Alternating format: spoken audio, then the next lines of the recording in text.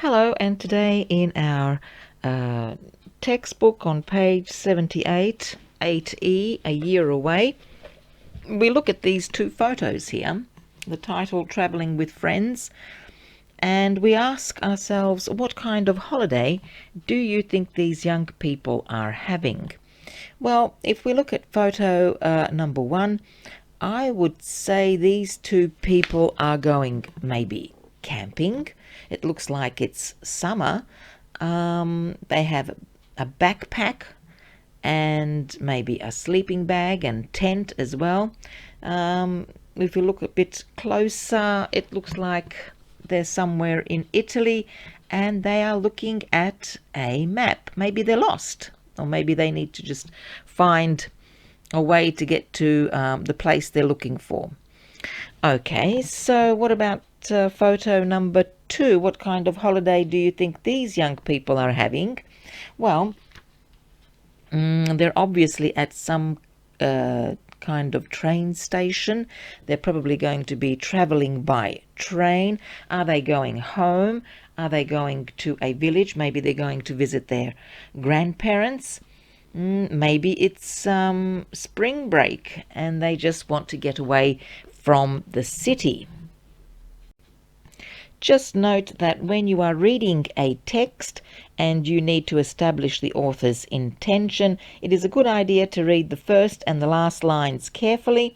The author's intention is often described there. So if we have a look at this text here, there are 1, 2, 3, 4, 5 paragraphs. So I'll read through the text and then we'll do the exercises. Going on a holiday without your folks for the first time can be a great experience. Just be aware that they won't be at your side if it all goes wrong. A first-time holiday can be an experience you'll remember for life. So make sure you think ahead, and it won't be one you remember for all the wrong reasons. Here's a DIY guide to planning a holiday with friends. So, you're going away with friends with nobody around to give you grief. That might be how it seems in theory. In reality, disagreements can often happen. Before you even leave home, be honest with each other about what you want from this holiday. Don't wait until you arrive to discover you're the only person who wants to spend lots of chilled nights in watching BBC World. Be honest about what you want before you leave and discuss any problems as soon as possible. This might be the first time you've had lots of money to spend on yourself. But don't forget that this money is supposed to last your whole holiday. Spending it all before you get as far as the airport departure gate isn't a good idea. Be sensible. Work out how much you're going to spend each day and stick to it. It's worth staying switched on about your diet. You can certainly have a break from your everyday dishes, but just remember that your body needs vitamins and minerals, not just chips and burgers. It's natural to want to relax on holiday, especially when you're parent-free, but that doesn't mean you should live like a pig. Personal hygiene still matters, and if it doesn't matter to you, it will to your friends.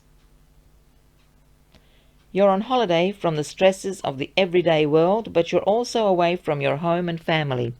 So try to look out for each other, and don't be selfish. A mate who won't make the effort should be left at home. Don't be the one who lets everyone down. Respect people's space and their needs, likes and dislikes. If you're staying in a self-catering apartment, make sure you all take turns to do the cooking and washing up.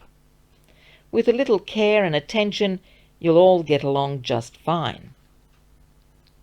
Right now, you might not think you'll miss home, but you may feel differently when you're hundreds of miles away, so be sure to keep in touch by phone, SMS or email.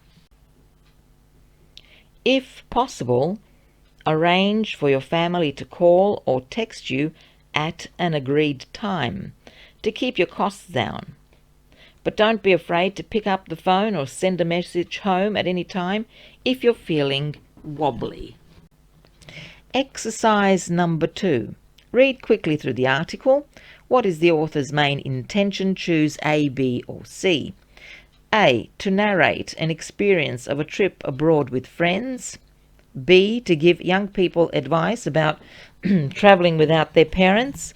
C. To warn teenagers about the dangers of travelling alone. So is it A, B, or C? Yes, it's B. To give young people advice about travelling without their parents. Okay, number 3. Read the article again. Match the summary sentence 1 to 7 with paragraphs A to E. There are 2 extra sentences that you do not need. Okay, so number 1, you should think about your health. It is paragraph C, C1. Number 2, you should contact home if you feel worried. It's paragraph E, E2. Number 3, you should learn some useful phrases. No, this paragraph does not exist.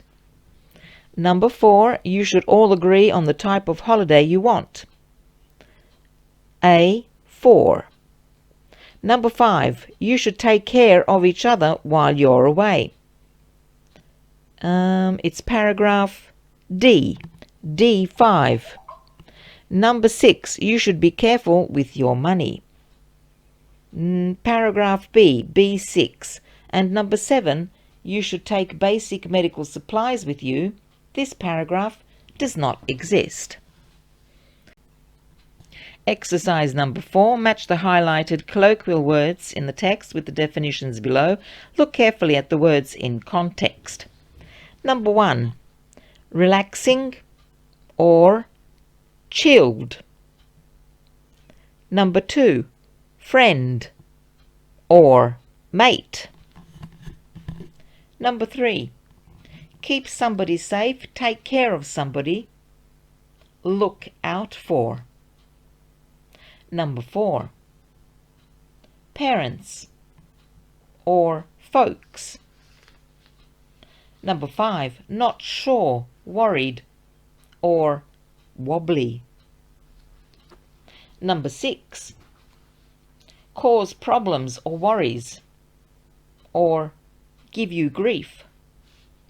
Number 7. Aware of, thinking about or switched on.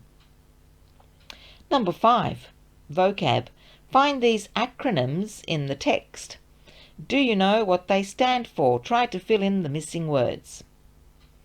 DIY is do it yourself. BBC, British Broadcasting Corporation. ASAP, as soon as possible. SMS, short message service. And now in our workbooks on page 70, 8E, a year away, we do exercise 1. Exercise 1, complete the sentences with the words in the box: chilled, folks, grief, look out for, mate, switched on, and wobbly. Okay, so that's all for now, and bye-bye.